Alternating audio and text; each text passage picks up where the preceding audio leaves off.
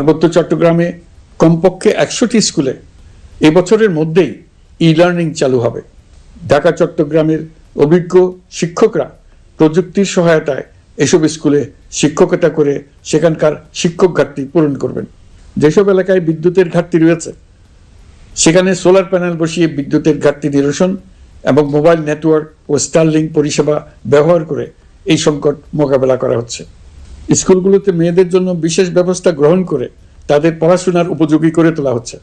স্কুলের অবকাঠামোকে নারীবান্ধব করে তুলতে স্কুল ভবন নির্মাণের সময় কমিটিতে নারী স্থপতি রাখার নিয়ম করা হয়েছে।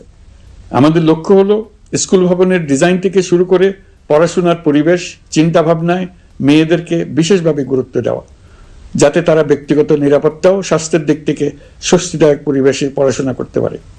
প্রিয় দেশবাসী, জুলাই গণ অভ্যুত্থানে শহীদ ও আহত যোদ্ধাদের জন্য আমরা নিরলসভাবে কাজ করে যাচ্ছি।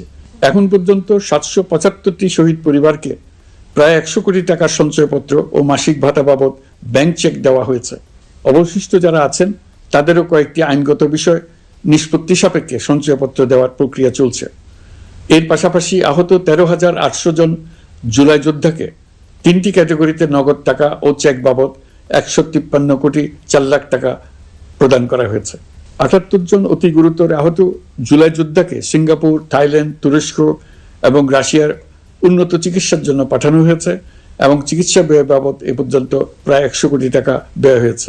আহতদের পুনর্বাসনের জন্য সরকারের সবকটি মন্ত্রণালয়ের সম্মিলিত প্রচেষ্টায় বিভিন্ন ধরনের উদ্যোগ নেওয়া হচ্ছে।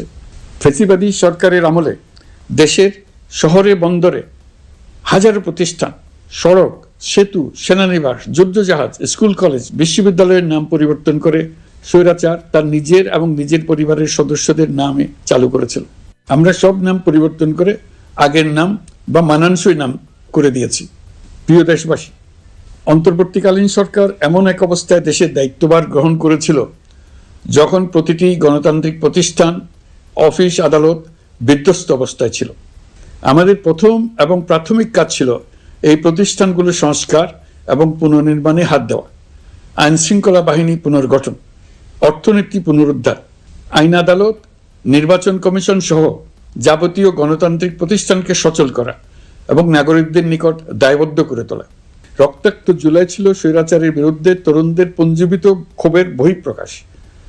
16 বছর ধরে সরকারের স্বৈরাচারী আচরণের বিরোধিতা করে যতগুলো আন্দোলন হয়েছে প্রতিটিতেই দলীয় সন্ত্রাসীরা অস্ত্র হাতে আন্দোলনকারীদের আক্রমণ করেছে। প্রতিটি আন্দোলনকেই দমন করার জন্য দলীয় সন্ত্রাসীরা সর্বোচ্চ আঘাত করেছে, যেখানে আইনশৃঙ্খলা বাহিনীকেও অংশ নিতে নির্দেশ দেওয়া হয়েছে অথবা দাঁড়িয়ে দর্শকের ভূমিকায় থাকতে বলা হয়েছে। একটি স্বাধীন বিচার বিভাগের জন্য অন্তর্বর্তী সরকার সংস্কার কাজ হাতে নিয়েছে। বিচার বিভাগীয় সংস্কার কমিশনের প্রস্তাবনা অনুযায়ী সুপ্রিম কোর্ট বিচারক নিয়োগ সহ যে সকল কাজ এই সরকার স্বল্প সময়ের মধ্যে করে যেতে পারবে সে সকল কাজের অধিকাংশ ইতিমধ্যে সম্পন্ন করা হয়ে গেছে, বাকি কাজ চলমান রয়েছে। স্বৈরাচার আমলে দলীয় বাহিনীতে পরিণত হওয়া ভঙ্গুর আইনশৃঙ্খলা বাহিনীকে নতুন করে গড়ে তোলার জন্য আমরা সর্বোচ্চ ব্যবস্থা নিয়েছি। আইনশৃঙ্খলা বাহিনী দ্বারা কোনো মানবাধিকার লঙ্ঘন যাতে না ঘটে সেই জন্য পুলিশ সদর দপ্তরে একটি সেল কার্যকর করা হয়েছে, যেখানে মানবাধিকার সহ পুলিশ সদস্যদের মাধ্যমে সংগঠিত যে কোনো অপরাধের বিষয়ে অভিযোগ করা যায়। এই সমস্ত সেল অন্যান্য আইন প্রয়োগকারী সংস্থার প্রধান কার্যালয়ও স্থাপন করা হচ্ছে। আসামিদের জিজ্ঞাসাবাদ হবে স্বচ্ছ কাচের ঘরে। হাজতখানায় বন্দীদের মানবিক সেবা নিশ্চিত করা হবে। অভিযান পরিচালনার সময় পুলিশ যেন জিপিএস ট্র্যাকিং সিস্টেম ডিভাইস সহ বডি ক্যামেরা পরিধান করেন তা নিশ্চিত করা হবে। পুলিশ যেন আর কখনোই কোনো আন্দোলন দমনে প্রাণঘাতী অস্ত্র ব্যবহার করতে না পারে সেই ব্যবস্থা নেওয়া হয়েছে।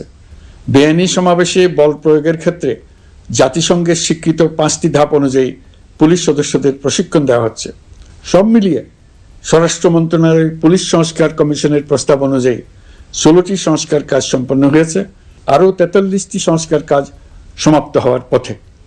দেওয়ানি আইন, নারী ও শিশু নির্যাতন দমন আইন সহ বিভিন্ন আইনগত সংস্কার সম্পন্ন হয়েছে। সম্প্রতি সরকার ফৌজদারি কার্যবিধি সংশোধন অধ্যাদেশ 2025 অনুমোদন করেছে। এর ফলে এখন থেকে কোনো ব্যক্তিকে আটকের পর 12 ঘন্টার মধ্যে যত দ্রুত সম্ভব পরিবারকে জানাতে হবে। আটককৃত ব্যক্তিকে আইনজীবীর সঙ্গে সাক্ষাতের সুযোগ দিতে হবে। গ্রেপ্তারকৃত ব্যক্তি রিমান্ডের পর অসুস্থ বা আহত হলে তাকে ডাক্তার কর্তৃক পরীক্ষা করতে হবে এবং আঘাতের কারণ নিশ্চিত হতে হবে। তার প্রয়োজনীয় চিকিৎসা দিতে হবে। এক্ষেত্রে পুলিশের দায় থাকলে আইনি ব্যবস্থা নেওয়ার বিধান যুক্ত করা হয়েছে। এই আইনের ফলে গ্রেফতার ও আটক নিয়ে মানুষের হয়রানি অনেক কমে আসবে, পুলিশের জবাবদিহিতা বাড়বে এবং বিচারের কাজ দ্রুততর হবে। পুলিশ সংস্কার কমিশনের সুপারিশ ছিল কোনো ব্যক্তি থানায় জিডি করতে গেলে অবশ্যই তা গ্রহণ করতে হবে। জিডি গ্রহণ করা ছাড়া থানা থেকে কোনো ব্যক্তিকে ফিরিয়ে দেওয়া যাবে না। এই সুপারিশের ভিত্তিতে সরকার সিদ্ধান্ত নিয়েছে দেশের সব থানায় অনলাইনে জিডি করা যাবে। এখন থানায় জিডি না নেওয়ার আর কোনো অভিযোগ থাকবে না। গণতান্ত্রিক চর্চার অন্যতম প্রধান শর্ত গণমাধ্যমের স্বাধীনতা। অতীত ইতিহাসের দিকে তাকালে দেখা যায় মুক্ত সাংবাদিকতার ক্ষেত্রে প্রথম এবং সবচেয়ে বড় বাধা হিসেবে কাজ করেছে সরকার। অন্তর্বর্তী সরকার এইসব বাধা অপসারণে বিভিন্ন উদ্যোগ নিয়েছে। আমরা সমালোচনাকে উন্মুক্ত করে দিয়েছি। যে কেউ চাইলেই যে কোনো মাধ্যমে, সেটা মূলধারার গণমাধ্যম হোক কিংবা সামাজিক যোগাযোগ মাধ্যমেই হোক, সরকারের সমালোচনা করতে পারছেন। এমনকি রাষ্ট্রীয় গণমাধ্যমেও সরকারের সমালোচনা করা যাচ্ছে। নিকট অতীতে যা ছিল অকল্পনীয়। সাংবাদিকদের জবাবদিহিতা নিশ্চিত করার জন্য সরকার ইতিমধ্যে প্রেস কাউন্সিল পুনর্গঠন করেছে। আপনারা জানেন, সামাজিক যোগাযোগ মাধ্যমে প্রতিদিন বিপুল পরিমাণ গুজব ও অপতথ্য ছড়িয়ে পড়ছে। দেশকে অস্থিতিশীল করতে হাতিয়ারে পরিণত হয়েছে গুজব। অপতথ্য মোকাবেলা করার জন্য সাংবাদিকদের সক্ষমতা বাড়াতে বিভিন্ন ধরনের প্রশিক্ষণের ব্যবস্থা নেওয়া হচ্ছে। স্বৈরাচারী সরকার আমলে সাংবাদিকতার ক্ষেত্রে বড় বাধা ছিল ডিজিটাল নিরাপত্তা আইন, যা পরে সাইবার নিরাপত্তা আইন রূপে আবির্ভূত হয়েছিল। আমরা এই আইনটি বাতিল করেছি। এই আইনের অধীনে সাংবাদিকদের বিরুদ্ধে করা সব মামলা বাতিল করা হয়েছে। সংবাদ মাধ্যমের স্বাধীনতা নিশ্চিতকরণে এটি একটি বড় অগ্রগতি।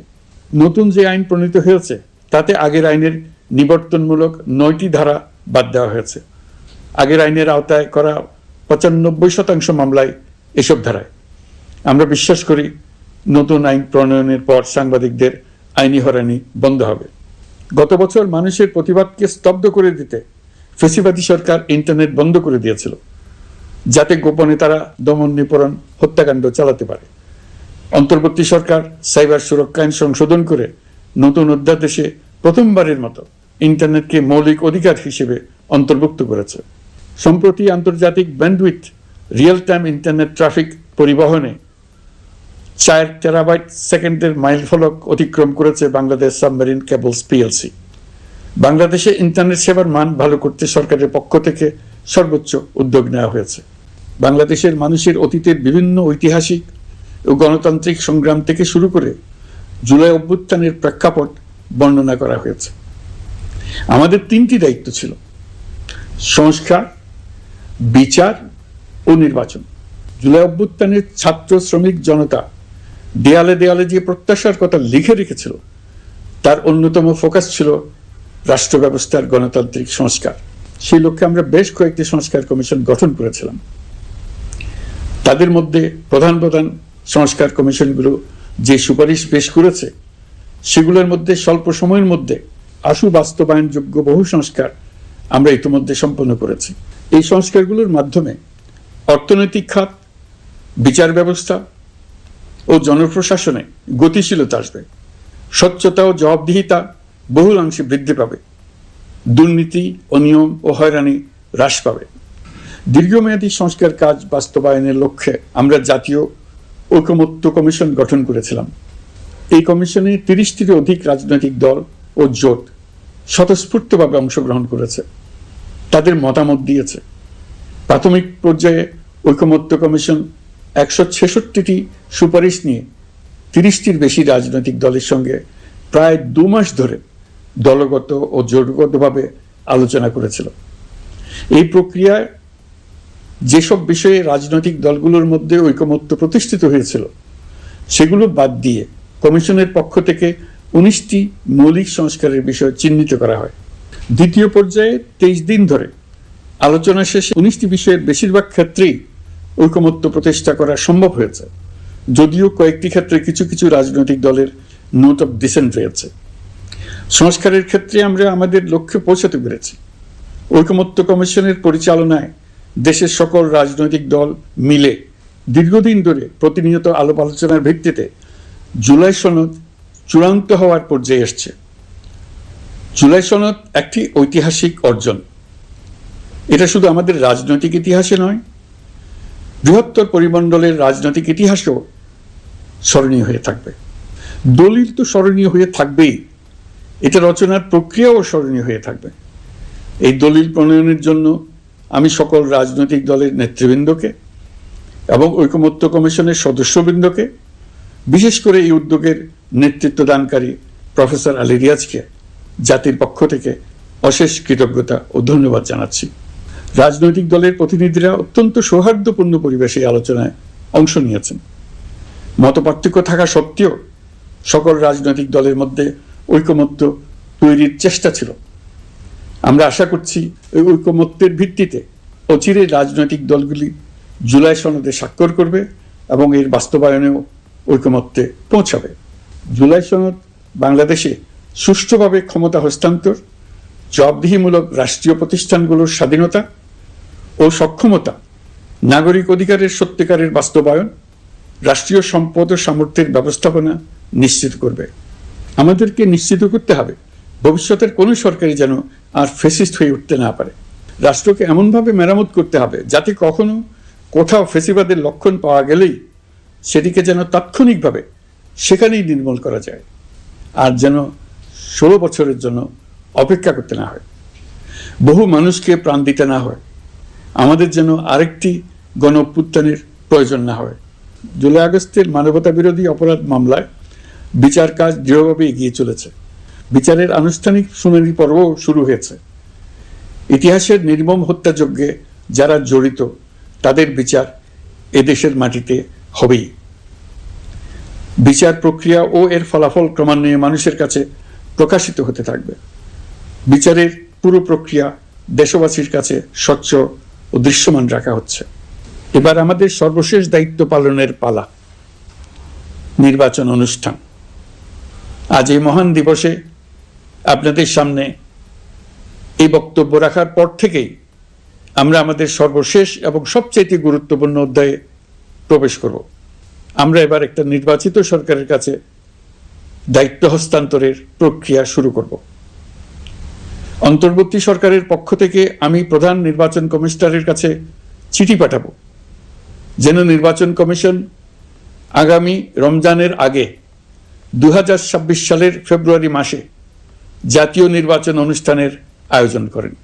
আপনারা সকলেই দোয়া করবেন যেন সুন্দরভাবে নির্বাচন অনুষ্ঠান করে এদেশের সকল নাগরিক একটি নতুন বাংলাদেশ গড়ার কাজে সফলভাবে এগিয়ে যেতে পারে। আমরা সরকারের পক্ষ থেকে এই নির্বাচন যাতে সুষ্ঠু, শান্তিপূর্ণ এবং উৎসবমুখরভাবে সম্পন্ন করা যায় সেই জন্য সকল প্রকার সাহায্য সহযোগিতা প্রদান করব। এবারের নির্বাচন যেন আনন্দ উৎসবের দিক থেকে, শান্তি শৃঙ্খলার দিক থেকে, ভোটার উপস্থিতির দিক থেকে, সৌহার্দ্য ও আন্তরিকতার দিক থেকে দেশের ইতিহাসে স্মরণীয় হয়ে থাকে। সেই জন্য সকল আয়োজন সম্পন্ন করতে আগামীকাল থেকে আমরা সকলেই মানসিক প্রস্তুতি ও প্রাতিষ্ঠানিক আয়োজন শুরু করব। নির্বাচনে ভোটারদের সম্পর্কে দুই একটা কথা বলতে চাই। এবার আমরা প্রবাসী ভোটারদের ভোট দেওয়ার আয়োজন নিশ্চিত করতে চাই। অর্থনৈতিক দিক থেকে সম্পূর্ণ বিধ্বস্ত বাংলাদেশ যে আবার দ্রুত ঘুরে দাঁড়াতে পেরেছে তার বড় কারণ হলো আমাদের রেমিটেন্স যোদ্ধাদের ঐতিহাসিক অবদান। নির্বাচনে তাদের অংশগ্রহণ নিশ্চিত করার জন্য নির্বাচন কমিশন প্রস্তুতি নিচ্ছে। নারী ভোটাররা যেন দেশের সর্বত্র নির্দ্বিধায় আনন্দোৎসব সহকারে তাদের ভোট দিতে পারে এটা নিশ্চিত করতে চাই। এবার যেন কেন্দ্রে কেন্দ্রে নারী ভোটারদের ঢল নামে, আমরা সেই লক্ষ্যে সমস্ত ব্যবস্থা গ্রহণ করব। দেশের মানুষের ভোটাধিকার কেড়ে নেবার কারণে গত 15 বছর ধরে নাগরিকবৃন্দ ভোট দিতে পারেনি। এবারের নির্বাচনে আমরা আমাদের বকেয়া আনন্দ সহ মহা আনন্দে ভোট দিতে চাই। এবারের নির্বাচনে জীবনে প্রথমবার ভোট দিতে যাবে এরকম ভোটাররা নানা উৎসবের মধ্য দিয়ে ভোট কেন্দ্রে যাবে, তাদের এই দিনটি স্মরণীয় করে রাখার জন্য। এর মধ্যে নতুন নারী ভোটার থাকবে, নতুন পুরুষ ভোটার থাকবে, এর মধ্যে এমন ভোটার থাকবে যারা 15 বছর আগে থেকেই ভোট দিতে পারত কিন্তু জীবনে একবারও ভোট দিতে পারেনি। এর মধ্যে আসবে যারা 10 বছর আগে, 5 বছর আগে ভোট দিতে পারত কিন্তু পারেনি। আর আসবে ভাগ্যবান ও ভাগ্যবতীর দল, যারা এই প্রথমবার ভোটার হওয়ার যোগ্যতা লাভ করলো এবং সঙ্গে সঙ্গে ভোট দেওয়ার সুযোগও পেয়ে গেল। নির্বাচনের দিনকে আমরা ঈদের উৎসবের মতো করতে চাই। এবারের ভোটের আনন্দ থাকবে সবার মধ্যে। আপনারা সবাই বাচ্চা কাচ্চাদের নিয়ে ভোট কেন্দ্রে যাবেন।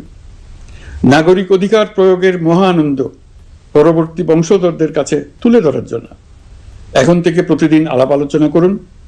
আপনার এলাকায় ভোটদান ব্যবস্থা কেমন হলে সুন্দর হয়, কেমন হলে আনন্দমুখর হয়, সেটা আগে থেকে ঠিক করার জন্য। নতুন বাংলাদেশ গড়ার কাজের ভিত্তি রচনা হবে এবারের নির্বাচনে। তার জন্য প্রস্তুতি নিন।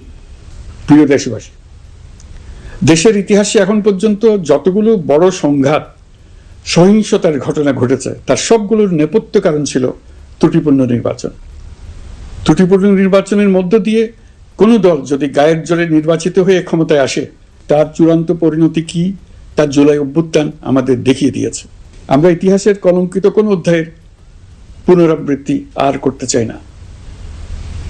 আপনারা প্রত্যেকেই অবগত আছেন, একটা গোষ্ঠী নির্বাচনকে বাধাগ্রস্ত করার জন্য উন্মুখ হয়ে আছে। তারা দেশের গণতান্ত্রিক অগ্রযাত্রাকে ব্যাহত করতে দেশের বাইরে বসে ভেতরে থেকে নানা অপচেষ্টায় লিপ্ত রয়েছে। আমাদেরকে অবশ্যই খেয়াল রাখতে হবে তারা যেন নির্বাচনকে সংঘাতময় করে তোলার কোনো রকমের সুযোগ না পায়।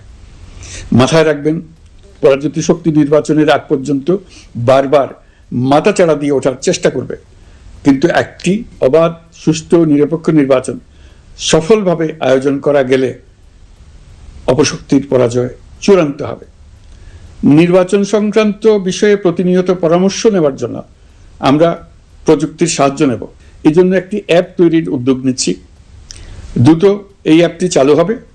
আপনারা আপনাদের সকল পরামর্শ, সকল মতামত, সকল আশঙ্কা এবং উদ্যোগের কথা এই অ্যাপের মাধ্যমে আমাদেরকে জানাবেন। আমরা তা যথাযথ কর্তৃপক্ষকে জানিয়ে দেব, সমস্যা সমাধানের জন্য ব্যবস্থা নেব। রাজনৈতিক দলগুলোর প্রতি আমার আহ্বান থাকবে, আপনাদের নির্বাচনী ইশতেহারে, আপনাদের প্রতিশ্রুতি, প্রতিজ্ঞা, পরিকল্পনায় কোনো কিছুতেই যেন তরুণরা বাদ না পড়ে, নারীরা বাদ না পড়ে। মনে রাখবেন, যে তরুণ তরুণীরা বাংলাদেশকে বদলে দিয়েছে তারা বিশ্বকেও বদলে দেওয়ার ক্ষমতা রাখে। আপনার দল থেকে তাদেরকে সে সুযোগ দেওয়ার উদ্যোগ নেন। আগামী নির্বাচনে সবাই নিরাপদে যার যার পছন্দের প্রার্থীকে ভোট দেবে, এটা নিয়ে কারো কোনো আপত্তির সুযোগ রাখা যাবে না। আমরা সবাই সবার পছন্দের প্রতি সম্মান দেখাবো, এটাই হোক আমাদের প্রতিজ্ঞা। প্রিয় দেশবাসী, আপনারা জানেন সরকার দায়িত্ব গ্রহণের পরপরই দেশের দক্ষিণ ও উত্তরাঞ্চলে যে ভয়াবহ বন্যা পরিস্থিতি তৈরি হয়েছিল তা ফসল উৎপাদনে ব্যাপক ক্ষতি সাধন করেছে। এর ফলে নিত্য প্রয়োজনীয় পণ্যের মূল্য বৃদ্ধির আশঙ্কা হয়েছিল। তবে সংশ্লিষ্ট প্রতিষ্ঠান ও কর্তৃপক্ষের যথাযথ পদক্ষেপ, নজরদারি ও মধ্যস্বত্বভোগীদের দৌরাত্ম্য কমানোর ফলে এটি এড়ানো গেছে। বিশেষ করে এবছরের পবিত্র মাহে রমজান মাস থেকে শুরু করে এখন পর্যন্ত বাজার পরিস্থিতি স্থিতিশীল রয়েছে। মূল্যস্ফীতির নিয়ন্ত্রণ ছিল আমাদের জন্য সবচেয়ে বড় চ্যালেঞ্জ। ভঙ্গুর অর্থনীতি ও বন্যার কারণে খাদ্য মূল্যস্ফীতি হয়েছিল প্রায় 14%। এখন সেটা অর্ধেকে নেমে এসছে। আমরা আশা করছি ডিসেম্বরের মধ্যে এটা 6% নেমে আসবে। এই জুন মাসে দেশের সার্বিক মূল্যস্ফীতি কমে 8.48% হয়েছে, যা বিগত 35 মাসের মধ্যে সর্বনিম্ন। এই নিয়ে 4 মাস ধরে সার্বিক মূল্যস্ফীতি ক্রমান্বয়ে কমেছে। বর্তমান অন্তর্বর্তীকালীন সরকারের প্রতি প্রবাসীদের অসীম আস্থার ফলে মুদ্রা বাজারেও স্থিতিশীলতা ফিরে এসছে। গত অর্থ বছরে ব্যাংকিং চ্যানেলে রেকর্ড $3033 কোটি প্রবাসী আয় দেশে এসছে। রপ্তানি আয়ে প্রায় 9% প্রবৃদ্ধি হয়েছে। এর ফলে টাকা শক্তিশালী হয়েছে। অনেক বছর পর ডলারের বিপরীতে টাকার মান বাড়ছে। গত 11 মাসে বৈদেশিক পাওনাদারদের পাওনা সুদ ও আসল বাবদ $4 বিলিয়ন অর্থাৎ $400 কোটি অর্থ পরিশোধ করা হয়েছে, যা এ যাবৎকালের সর্বোচ্চ। আগের বকেয়া আদায় পরিশোধের পরও বৈদেশিক মুদ্রার রিজার্ভ বাড়ছে। আগামীতে এই ধারা বজায় থাকবে বলে আমরা আশা করি। বিদেশি বিনিয়োগ বৃদ্ধিতে বিভিন্ন উদ্যোগ নেওয়ার ফলে এই বছরের প্রথম 3 মাসে বিদেশি বিনিয়োগ এসছে 10,500 কোটি টাকা। গত বছরের একই সময়ের তুলনায় এটা দ্বিগুণেরও বেশি। আর অক্টোবর থেকে হিসাব করলে 6 মাসে ফরেন ডাইরেক্ট ইনভেস্টমেন্ট এসছে 16,500 কোটি টাকা, যা গত সরকারের আমলের শেষ 6 মাসের তুলনায় দ্বিগুণ। কর্মসংস্থান সৃষ্টি অন্তর্বর্তীকালীন সরকারের অন্যতম বড় লক্ষ্য। সম্প্রতি হংকং ভিত্তিক শিল্পগোষ্ঠী হান্ডা বাংলাদেশের বস্ত্র ও তৈরি পোশাক খাতে 250 মিলিয়ন মার্কিন ডলারের বিনিয়োগের প্রতিশ্রুতি নিয়ে এসছে, যা এই খাতে চীনা কোনো কোম্পানির একক সর্বোচ্চ বিনিয়োগ। তাদের এই বিনিয়োগের ফলে 25,000 লোকের কর্মসংস্থান হবে। আমরা দৃঢ়ভাবে বিশ্বাস করি হান্ডার এই বিনিয়োগ আরও চীনা কোম্পানিকে এই দেশে বিনিয়োগের জন্য উৎসাহিত করবে।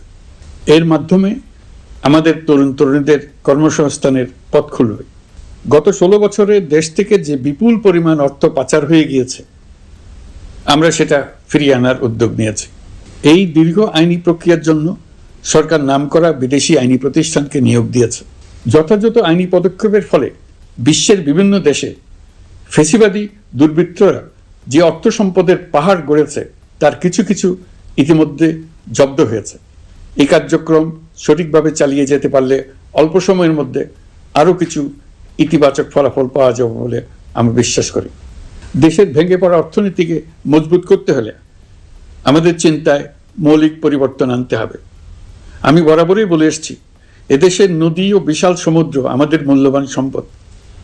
আমরা এই সম্পদকে কাজে লাগিয়ে সমান্তরালভাবে পানিভিত্তিক অর্থনীতি গড়ে তুলতে চাই।